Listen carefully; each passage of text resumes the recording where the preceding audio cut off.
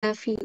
Nah, proses ini dipengaruhi oleh bentuk ini ya, bentuk permukaan bumi, yaitu di mana ada gunung-gunung. Nah, jika pada suatu saat arus udara mencapai kaki gunung atau barisan pegunungan, maka udara dipaksa naik melalui lereng-lereng pegunungan tersebut. Hal ini terjadi bagi udara dekat permukaan tanah maupun udara di atasnya. Awan-awan orografi ini tampak seperti tidak bergerak atau stasioner, meski sebenarnya arus udara ini berlangsung terus-menerus. Dalam hal ini, kadang-kadang awan terbentuk tinggi di atas gunung atau bukit, di mana terdapat lapisan udara yang hampir jenuh di atas gunung tersebut. Sehingga bentuk awan ini seperti topi bagi gunung tersebut. Sering kita jumpai ya kalau di gunung, di puncaknya pasti ada awan yang kayak topi gitu, yang kayak menyelimuti gunung tersebut. Nah, kemudian awan-awan jenis ini, yang proses dari awan ini adalah tergantung dari beberapa faktor. Di antaranya keadaan stabilitas udara dalam udara basah yang stabil. Biasanya awan yang terbentuk ini adalah awan jenis stratus. Dan jika udara basah labil, maka akan terbentuk awan cumulus atau cumulonimbus. Nah, proses yang keempat adalah pembentukan awan karena kenaikan lambat yang luas. Biasanya ini terjadi karena peristiwa konvergensi antar massa udara. Jadi di daerah A itu massa udaranya berbeda dari em, daerah B. Jadi sehingga kalau mereka bertemu di pengaruhi angin, kan mau tidak mau harus ke atas, ke atmosfer. Sedangkan di permukaan bumi juga mengalami proses evaporasi. Jadi massa udara dari daerah A dan daerah B akan naik ke atas. Kemudian yang terakhir adalah pembentukan awan pada daerah front. Front dibedakan menjadi dua macam, yaitu front dingin dan front panas. Jika massa udara panas bergerak menggantikan tempat massa udara dingin, disebut front dingin. Posisi panas bergerak menggantikan tempat massa udara. Posisi permukaan front adalah condong dan landai, dan massa udara panas mengalir lambat ke massa udara dingin. Nah, pada front panas umumnya terbentuk awan merata. Apabila massa udara cukup basah, jenis awan yang biasanya terbentuk adalah jenis nimbostratus, altostratus, dan cirrostratus. Nah, jika massa udara dingin bergerak menggantikan tempat massa udara panas disebut front dingin.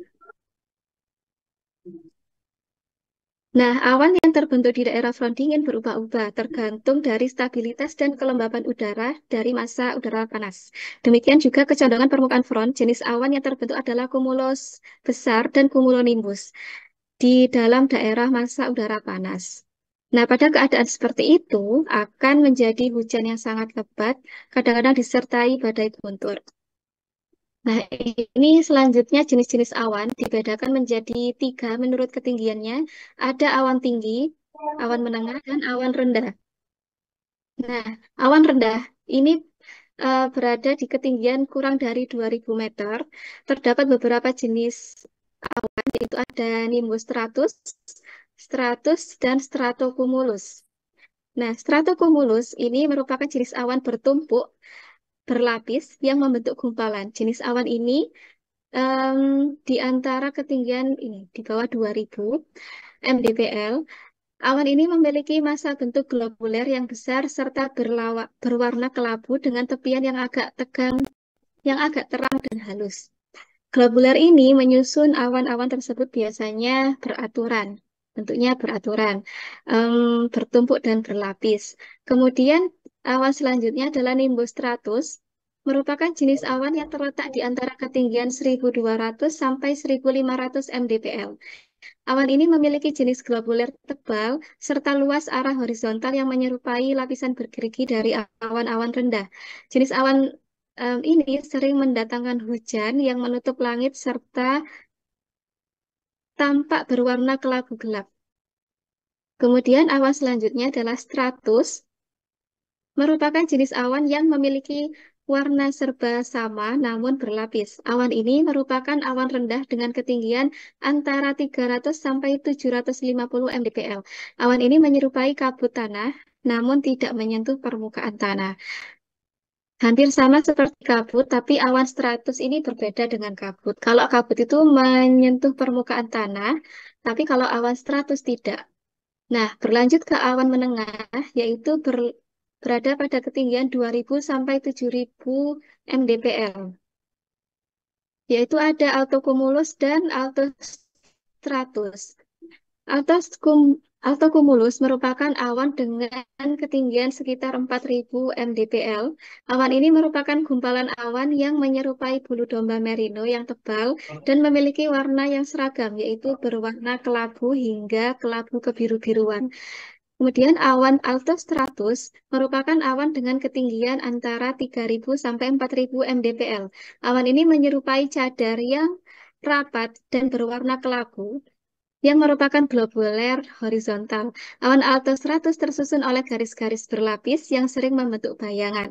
Berlanjut ke awan tinggi, berada pada ketinggian 7000 mdpl, yaitu ada awan cirrocumulus, cirrostratus, dan cirrus. Awan sirus merupakan awan yang menyerupai bulu ayam yang halus dan tipis serta memiliki warna putih. Awan sirus memiliki struktur tersusun seperti serat-serat halus dan nampak seperti benang sutra putih. Kemudian awan cirrocumulus merupakan awan yang berada pada ketinggian 7000 sampai 9000 mdpl. Jenis awan ini menyerupai gumpalan bulu domba berwarna putih yang dikenal dengan nama massa globuler. Kemudian awan cirrostratus ini merupakan awan yang berada pada ketinggian 6000 sampai 7000 meter di atas permukaan laut. Himpunan awan ini merupakan lapisan awan putih dan tipis, namun jika berada di udara akan terlihat seperti susu. Jenis awan ini biasanya membuat sebuah lingkaran bila berada di sekitar matahari atau bulan. Terdapat juga awan yang berkembangnya itu secara vertikal, yaitu ada awan cumulus dan awan cumulonimbus. Awan cumulus merupakan jenis awan yang bertumpuk yang terletak pada ketinggian 450 sampai 900 mdpl. Awan ini merupakan awan yang terbentuk dari massa udara yang bergerak naik secara menegak atau vertikal, kemudian mengembun menjadi awan. Awan ini memiliki permukaan menyerupai bentuk domba yang berbentuk seperti bunga kol. Dan awan yang terakhir adalah awan cumulonimbus, merupakan jenis awan raksasa yang berkembang secara vertikal dan terus menjulang mencapai puncaknya hingga menyerupai gunung, disertai bentuk mirip landasan besi. Awan ini merupakan gumpalan awan tebal yang berwarna kelabu kehitam-hitaman, serta meluas dan lebih banyak mendatangkan hujan yang lebat dan waktu yang cukup lama. Jadi kita sering lihat ya, kalau ada awan yang besar berwarna kehitaman itu awan cumulonimbus. Pastinya akan terjadi hujan dan badai petir. Nah, berlanjut sekarang ke hujan. Hujan merupakan suatu peristiwa terjadinya presipitasi atau jatuhnya cairan dari atmosfer yang cair maupun beku ke permukaan bumi. Hujan merupakan proses kondensasi uap air di atmosfer menjadi butiran air dan jatuh di daratan. Nah, proses terjadinya hujan kan tadi diawali dari proses evaporasi dan proses kondensasi. Nah, hujan terjadi karena adanya perpindahan massa air basah ke tempat yang lebih tinggi sebagai respon adanya tekanan udara antara dua tempat yang berbeda ketinggiannya. Di tempat tertentu, karena adanya akumulasi uap air pada suhu yang rendah, maka terjadinya proses kondensasi. Dan pada gilirannya, massa air basah tersebut jatuh sebagai air hujan. Nah, karena adanya angin dari udara yang menyebabkan tiupan yang akan membantu awan-awan bergerak ke tempat lain, pergerakan angin memberikan pengaruh besar terhadap awan sehingga membuat awan kecil menyatu dan kemudian membentuk awan yang lebih besar. Lalu bergerak ke langit atau ke tempat yang memiliki suhu rendah. Semakin banyak butiran awan yang terkumpul, akan berubah warna menjadi semakin kelabu. Terbentuklah hujan setelah awan semakin kelabu, akibatnya titik-titik air semakin berat dan tidak terbendung lagi akan menyebabkan butiran-butiran air tadi jatuh ke bumi sehingga terjadilah hujan. Jadi di awan itu terdapat kristal-kristal air, kristal es. Nah, jika ini terlalu berat dan awan itu tidak bisa membendung lagi, maka kristal-kristal es itu akan jatuh sebagai hujan. Nah, karena di suhu permukaan bumi itu kan hangat, jadinya kristal es tersebut akan mencair selama perjalanannya dari awan menuju ke permukaan bumi. Jadi tidak jatuh dalam bentuk kristal es. Nah, kristal-kristal es yang berukuran kecil akan turun sebagai gerimis, tapi kalau kristal es yang besar akan turun sebagai hujan lebat. Itu. Nah, kemudian ada jenis-jenis hujan. Ini hampir sama seperti jenis-jenis awan tadi ya, yaitu ada hujan konvektif, ada hujan frontal, dan ada hujan orografik. Hujan konvektif ini terjadi dari awan yang terbentuk secara konvektif tadi. Kemudian hujan frontal juga terbentuk dari awan yang apa berasal dari proses front dingin dan panas. Kemudian ada hujan orografik, yaitu hujan yang terjadi di daerah pegunungan biasanya. Nah, jika terjadi hujan di daerah pegunungan yang sini, maka sisi baliknya itu akan terang karena itu tadi pengaruh angin. Seperti itu. Kemudian lanjut ke bentuk-bentuk presipitasi, yaitu ada hujan, salju, sleet, hail, dan hujan beku. Nah, hujan sering kita jumpai ya, hujan itu di Indonesia umumnya terjadi hujan air dalam bentuk cair. Kemudian berlanjut ke salju. Salju ini kristal-kristal es, tapi partikelnya itu lebih halus, seperti kapas gitu. Tetapi kemudian ada slit. Nah, slit ini berupa kristal es tapi berukuran kecil seperti ukuran salju di freezer kan berupa kristal es tapi partikelnya itu halus dan kecil-kecil. Kemudian berupa hail. Hail ini kristal es yang berukuran besar seperti es yang dijual-jual di pedagang es itu batu kristal es. Nah, di Indonesia juga pernah terjadi hujan es seperti ini ya. Kira-kira tahun lalu deh kayaknya itu pernah terjadi hujan air dan ada juga kristal esnya. Seperti itu. Karena saking lebatnya dan mungkin karena awannya itu semakin ini terlalu besar. Seperti itu. Kemudian yang terakhir adalah hujan beku. Hujan beku ini terjadi biasanya pada daerah yang memiliki musim-musim dingin, iklim subtropis.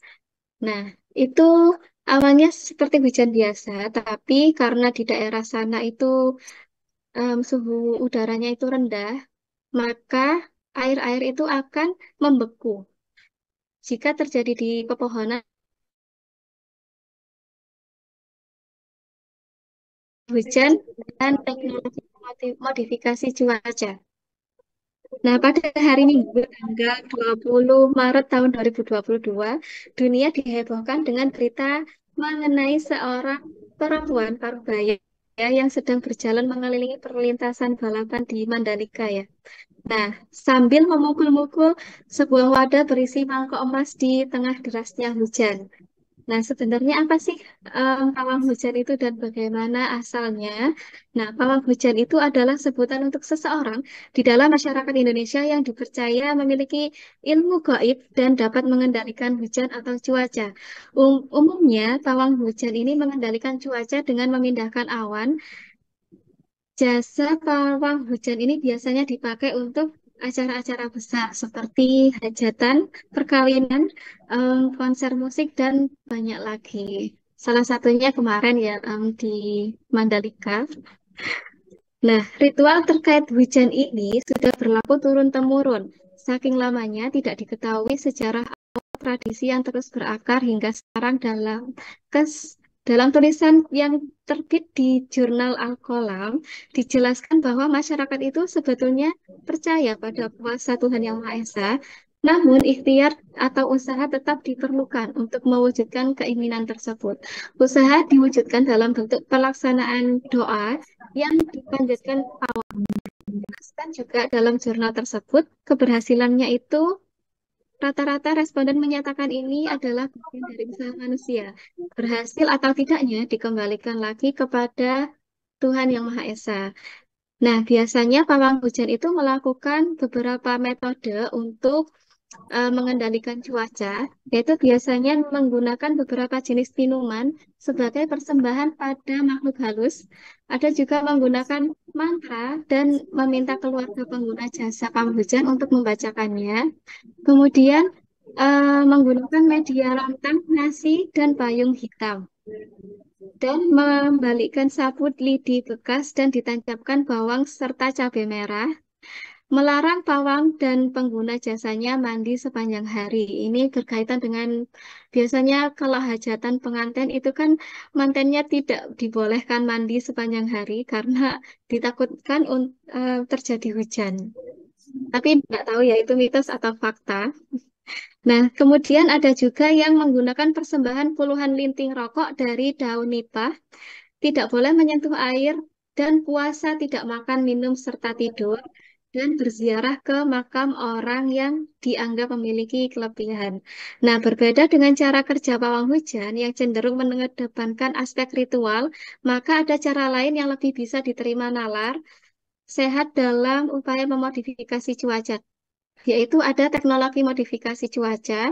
Ini digunakan untuk menambah curah hujan atau juga bisa mengurangi curah hujan. Biasanya itu em, biasanya ditaburkan garam NaCl ke dalam awan supaya terjadi hujan. Nah, hujan ini biasanya diupayakan untuk daerah-daerah yang mengalami kekeringan dan mengalami kebakaran. Seperti itu. Nah, berlanjut ke elektrifikasi awan guru.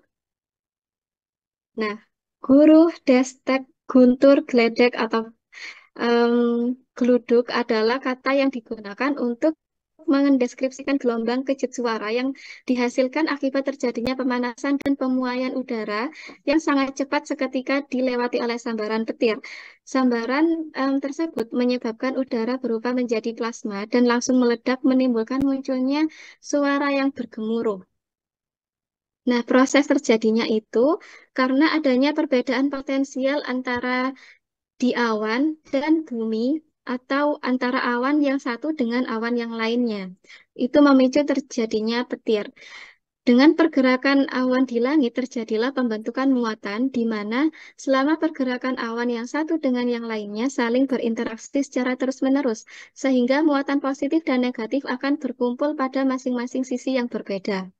Ini umumnya yang di bawah itu muatan negatif dan yang di atas itu muatan positif. Nah, pada proses ini, jika terjadi perbedaan potensial yang jauh antara awan dan bumi, maka akan terjadinya pembuangan muatan elektron yang terjadi kesetimbangan. Maka akan terjadi pembuangan muatan elektron agar terjadi kesetimbangan. Nah, pada tahapan tersebut, media yang dilalui adalah elektron, yaitu muatan negatif adalah udara. Dan jika elektron dapat menembus batas isolasi udara tersebut, maka terjadilah ledakan suara berupa gemuruh, seperti itu. Jadi, di permukaan bumi itu bermuatan positif, awan bagian bawah, bagian dasar itu bermuatan negatif, dan di bagian atas bermuatan positif. Jika terjadi perbedaan potensial yang jauh, maka interaksi akan terjadi. Jadi timbullah petir dan gemuruh tadi. Nah, selanjutnya adalah penangkal petir. Nah, pada saat terjadinya petir, dengan muatan listrik negatif di bawah awan yang sudah cukup banyak, maka muatan listrik positif pada tanah akan bergerak naik ke atas. Muatan listrik naik melalui kabel konduktor ke ujung batang penangkal petir ketika muatan listrik negatif tersebut berada cukup dekat di atas atap. Daya tarik-menarik antara keduanya semakin kuat. Muatan positif di ujung-ujung penangkal tersebut tertarik ke arah muatan negatif. Jadi biasanya di bangunan-bangunan tinggi rumah itu terdapat penangkal petir seperti ini supaya tidak membahayakan yang di dalam gedung.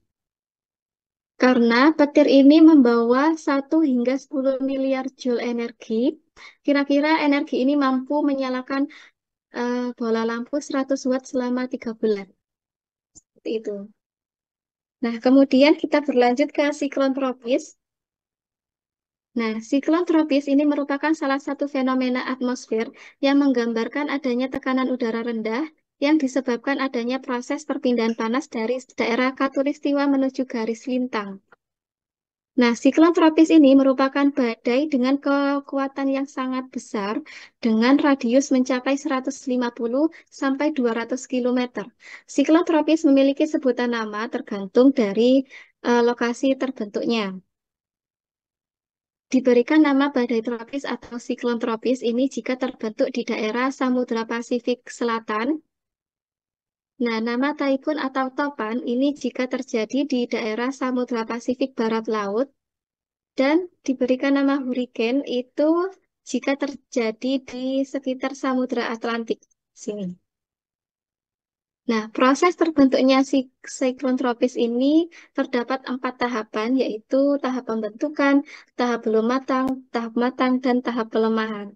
Nah, awal terbentuknya itu karena suhu permukaan laut yang sangat hangat, sekitar 26,5 derajat Celcius, akan menyebabkan sistem tekanan rendah pada perairan tersebut. Akibatnya, pada daerah tersebut akan terbentuk kumpulan awan-awan konvektif. Nah, kombinasi ini dari suhu yang hangat dan awan-awan konvektif tadi merupakan bahan baku utama yang dapat merubah awan-awan biasa menjadi siklon tropis yang mematikan. Hmm. Kemudian pada tahap selanjutnya, wilayah konvektif terkuat terbentuk lebih teratur membentuk sabuk perawanan melingkar. Tekanan permukaan akan turun mencapai kurang dari 1000 milibar, serta kecepatan angin akan meningkat mencapai lebih dari 60 km per jam.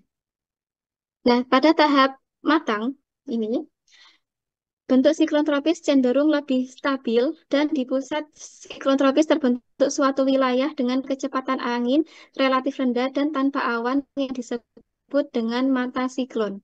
Ini mata siklon yang di tengah-tengah. Nah, mata siklon ini dikelilingi dinding mata yang wilayahnya berbentuk cincin. Seperti ini memutar dengan ketebalan mencapai hingga 16 km yang merupakan wilayah di mana terdapat kecepatan angin tertinggi dan curah hujan terbesar.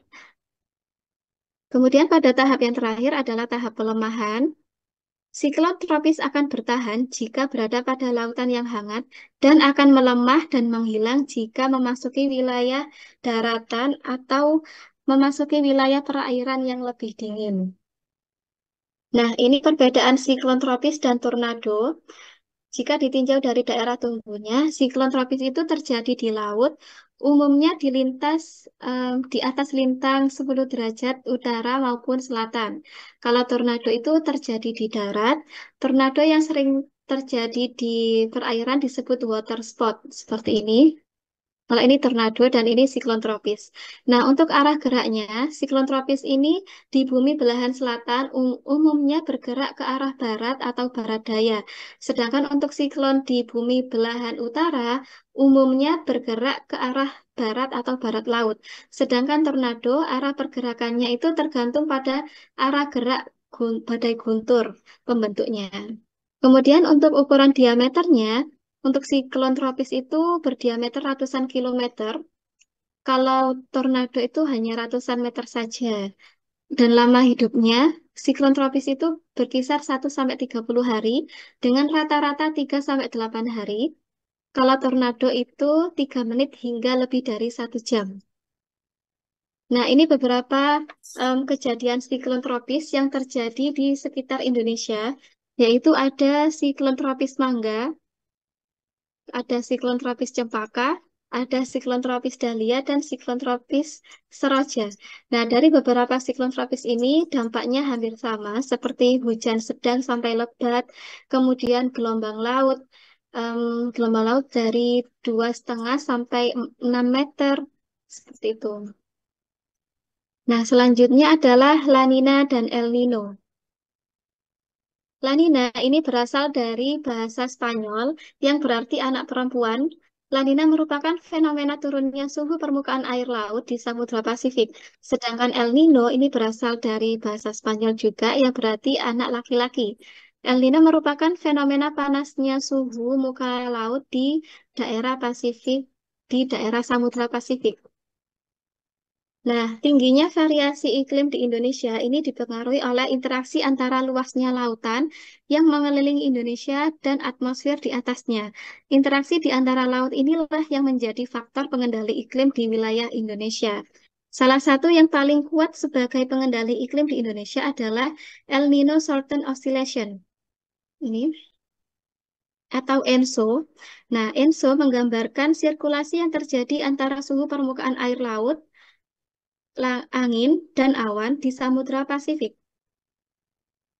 Samudra Pasifik. Nah, El Nino ini menunjukkan kondisi suhu permukaan laut di Samudra Pasifik bagian timur, sedangkan Shorten Oscillation menggambarkan situasi atmosfer di atasnya. Sehingga ENSO merupakan interaksi antara laut dan atmosfer di Samudra Pasifik bagian timur. Nah, terdapat 3 fase ENSO, yaitu ada fase netral, fase La Nina, dan fase El Nino. Nah, pada saat fase netral ini normal terjadi di Pasifik Ekuator. Seperti yang kita tahu, Samudra Pasifik adalah samudra terbesar di dunia, dan karena Samudra Pasifik berada di wilayah ekuator, wilayah ini menjadi seperti kolam hangat karena mendapatkan sinar matahari sepanjang tahun. Kemudian ada angin yang bertiup secara konstan dari timur ke barat melintasi Samudra Pasifik. Angin ini disebut sebagai angin pasat dari timur ke barat. Nah, angin ini membawa air hangat yang berada di lingkungan permukaan ke arah barat searah dengan angin pasat tersebut. Jadi, awalnya itu di sebelah sini itu hangat, tetapi karena adanya angin pasat itu bertiup air hangatnya itu beralih ke daerah barat. Nah, akibatnya air laut yang ada di sekitar Indonesia, Australia, dan Oseania ini menjadi hangat. Sementara itu, di Samudra Pasifik bagian timur, suhu permukaannya ini menjadi dingin karena air laut dingin yang berasal dari lapisan lebih dalam ini akan terangkat ke atas menggantikan air hangat yang mengalir ke barat.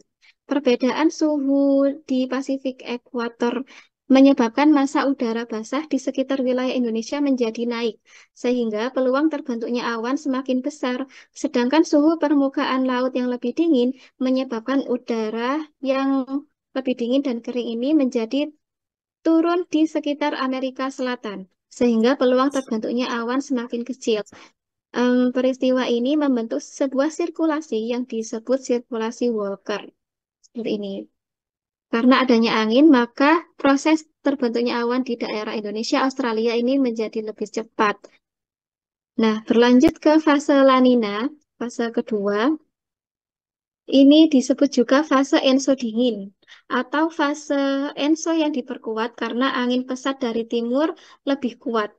Nah, angin pasat yang bertiup lebih kencang menyebabkan kolam hangat yang terbentuk meluas ke barat ke perairan Indonesia.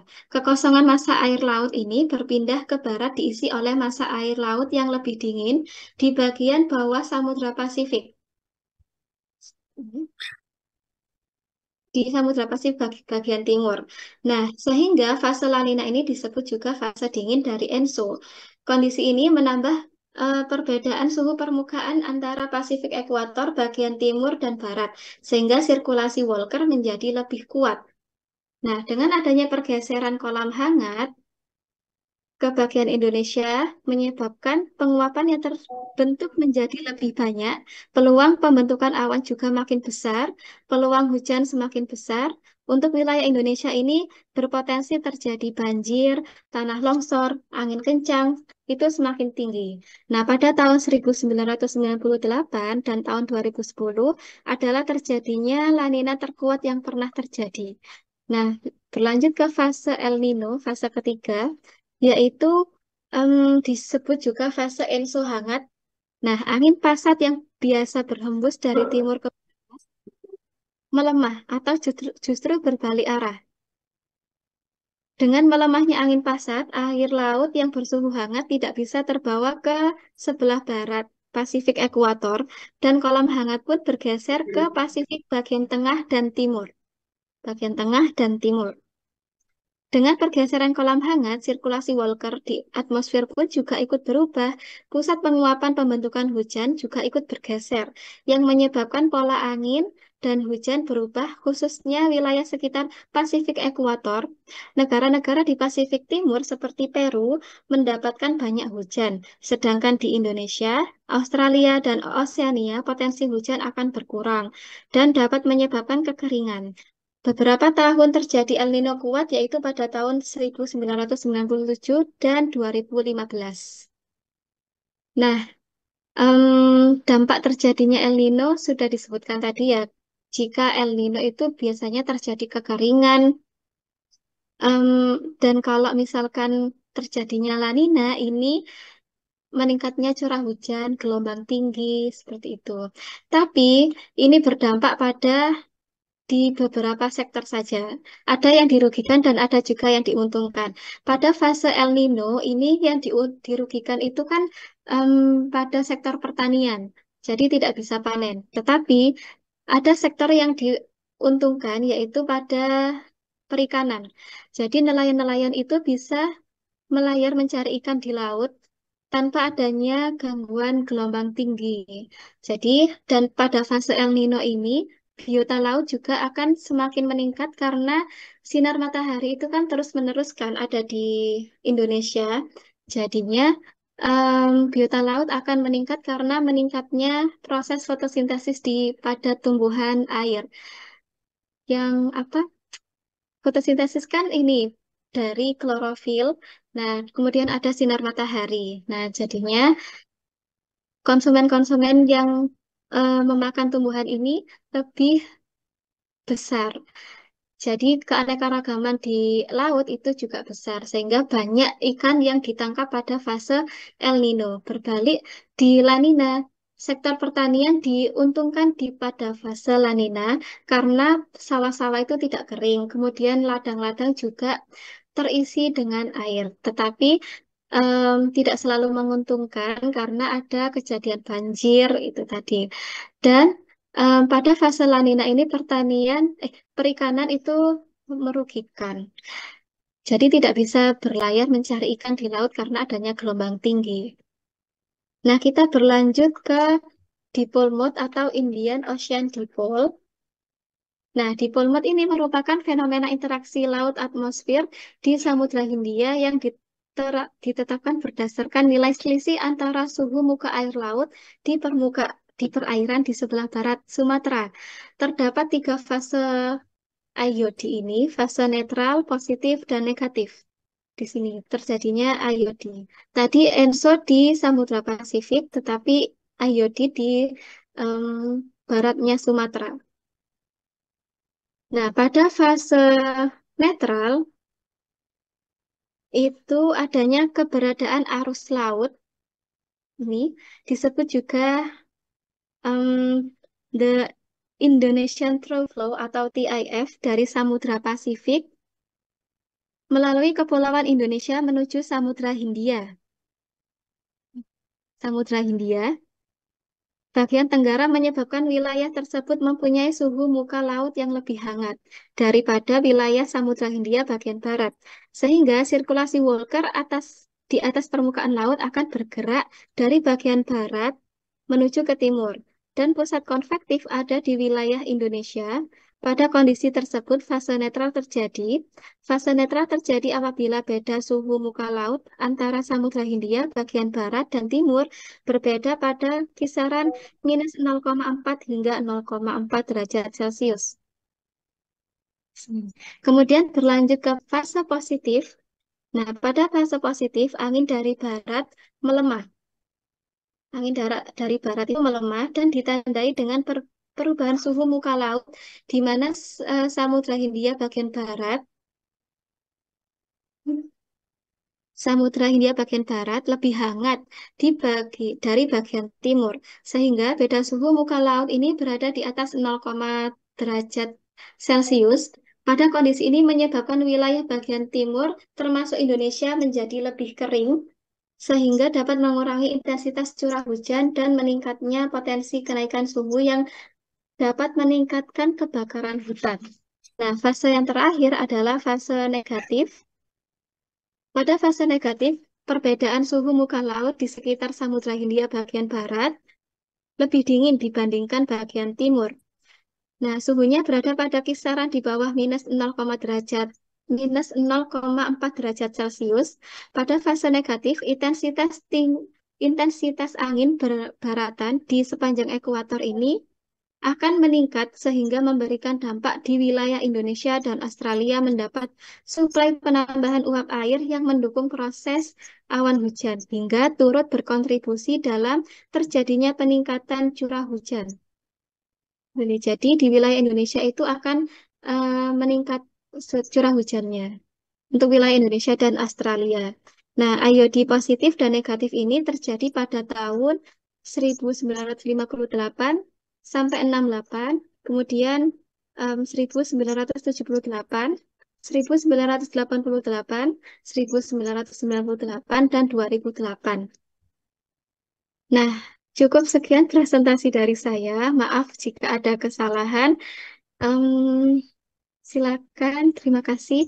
Saya ajukan pertanyaan bagi siapa saja yang ingin bertanya.